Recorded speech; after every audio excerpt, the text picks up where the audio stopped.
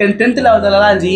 நான் நினைப்பேனா நான் காலேஜ் முடிச்சுட்டு சீக்கிரமா வந்து 1 lakhs சம்பாதிச்சிருவேன், ஈஸியா வந்து நான் ரிச் ஆயிடுவேன். வாய்ப்பு இல்ல ராஜா. ஒரு 25 இயர்ஸ்ல வந்து நான் வீடு கட்டுறேன், கார் வாங்கிடுவேன், இன்னமும்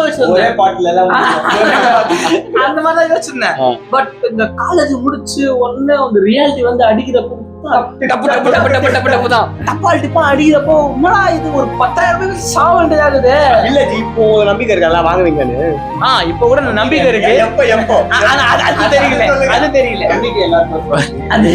40 வயசு ஆகும். ஆனா நான் யோசிச்சேன் ஈஸியா சம்பாதிச்சலாம். பட் ஒரு ரியாலிட்டி வந்து அடிக்கிறப்பதான் தெரிஞ்சு குழந்தைக்கு பால் பாக்கெட் கூட வாங்க போலடா. பேம்பர்ஸ் காசுக்கே பாதி போயிருக்கிற சம்பளம். அந்த மாதிரிதான் இருக்கேன். வீட்டுக்கு போக பஸ் டிக்கெட்டுக்கு பாக்கெட்ல சில்லறை கூட இல்லடா. பாக்கெட்டே இல்ல.